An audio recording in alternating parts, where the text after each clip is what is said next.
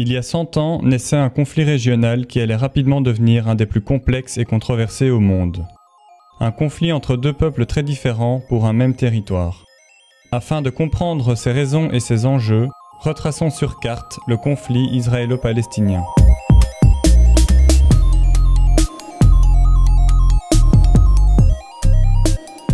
Nous sommes en 1917, pendant la Première Guerre mondiale. Les empires centraux sont opposés à la Triple Entente et à leurs alliés. Les deux côtés essuient de nombreuses pertes et de nouveaux soutiens sont les bienvenus. Le ministre des Affaires étrangères britannique, Arthur Balfour, écrit alors une lettre ouverte promettant un foyer national juif en Palestine contre un soutien du mouvement sioniste.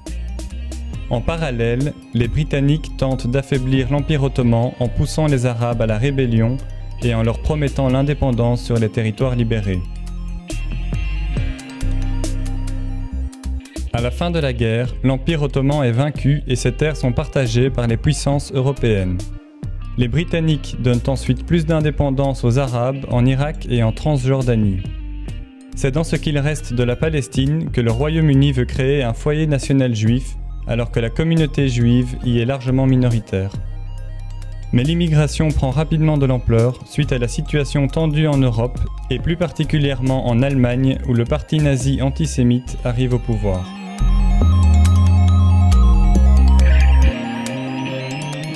En septembre 1939, l'Allemagne envahit la Pologne. Le Royaume-Uni et la France réagissent en lui déclarant la guerre, c'est le début de la Seconde Guerre mondiale.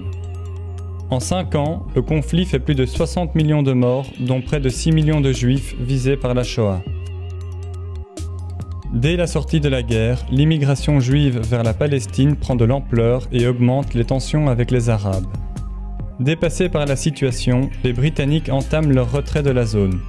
L'ONU prend le relais et propose de diviser la région en 2 États, avec Jérusalem en zone internationale. Le projet est accepté par les sionistes, mais rejeté par les Arabes palestiniens. S'ensuit une guerre civile entre les deux communautés. La Ligue arabe met en place une armée de libération composée de quelques milliers de volontaires qui combat les sionistes. En face, les Juifs organisent leur défense en formant militairement la population et en envoyant des agents en Europe pour récupérer des stocks militaires de la Seconde Guerre mondiale et signer des contrats d'armement.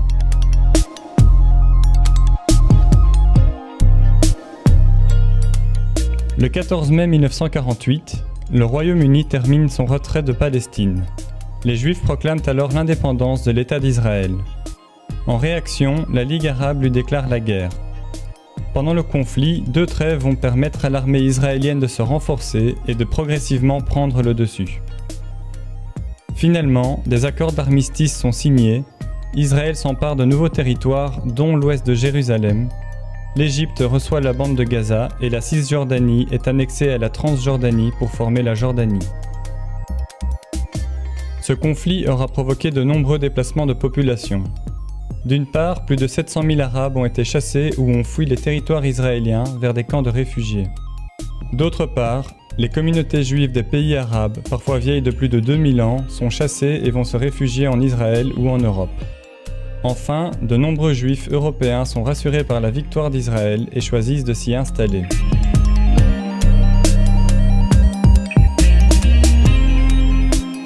En 1967, suite à des tensions entre Israël et ses voisins, le pays déclare la guerre à l'Égypte, la Jordanie et la Syrie.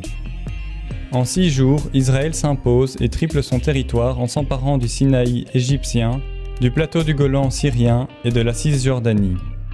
Des colons israéliens commencent alors à s'installer sur les territoires palestiniens. L'ONU réagit et adopte la résolution 242 qui condamne l'occupation israélienne. 6 ans plus tard, l'Égypte et la Syrie lancent une attaque surprise pour tenter de récupérer leurs terres. Dans un premier temps, l'armée israélienne est mise en déroute et ne peut repousser l'attaque. Dans un climat de guerre froide, l'URSS et les pays arabes soutiennent l'offensive, tandis que les USA envoient en urgence par avion 22 000 tonnes d'armement à Israël. L'armée israélienne reprend le dessus et repousse encore un peu plus les frontières. Après un cessez-le-feu, les pays arabes exportateurs de pétrole décident de punir les USA et les alliés d'Israël en augmentant de 70% le prix du baril et en diminuant la production de 5%. C'est le premier choc pétrolier. Israël est mis sous pression internationale et rend le Sinaï à l'Égypte et une partie du Golan à la Syrie. Mais il conserve son contrôle sur les territoires palestiniens où la colonisation s'accélère, surtout à Jérusalem-Est.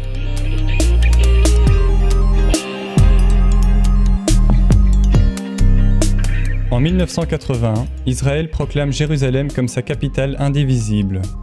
Mais cette décision est condamnée par le Conseil de sécurité des Nations Unies.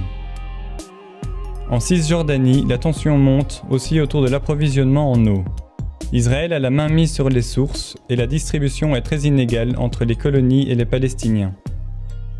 En 1987, la population palestinienne se révolte et descend dans la rue, principalement armée de pierres.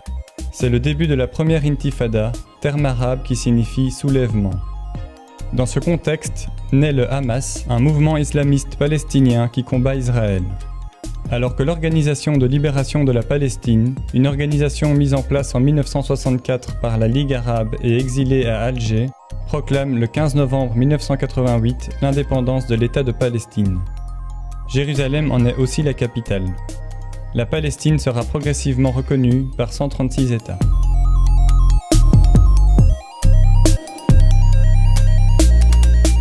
Après 6 ans de conflit, une paix fragile est signée avec les accords d'Oslo qui prévoient une reconnaissance mutuelle et les bases pour l'autodétermination de la bande de Gaza et de Jéricho dans un premier temps.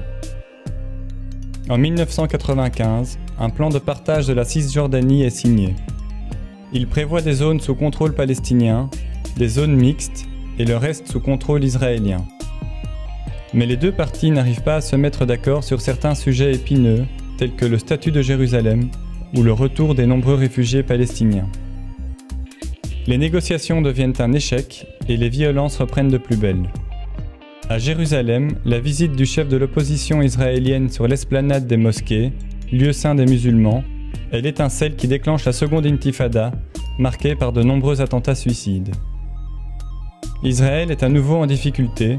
Pour se protéger, le pays entame la construction d'un mur en Cisjordanie, mais en profite pour empiéter sur les territoires palestiniens. Ce mur est déclaré illégal par la Cour internationale de justice. Alors, pour tenter de calmer le jeu, le gouvernement décide en 2005 de supprimer les colonies juives de la bande de Gaza, mais conserve son contrôle sur les frontières.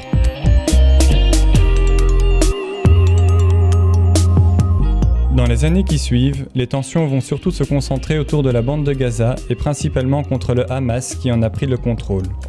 Israël impose alors un blocus contre la région. En face, le Hamas tire régulièrement des roquettes vers les territoires israéliens.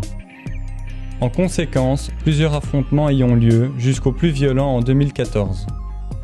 L'aviation israélienne pilonne la région et détruit 50 000 maisons, une centaine d'écoles, une dizaine d'hôpitaux et l'unique centrale électrique. La population qui est coincée dans l'enclave se retrouve en situation de désastre humanitaire.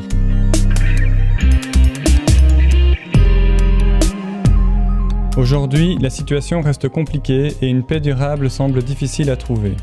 D'une part, la Cisjordanie est désormais morcelée entre villes et villages palestiniens et plus de 150 colonies.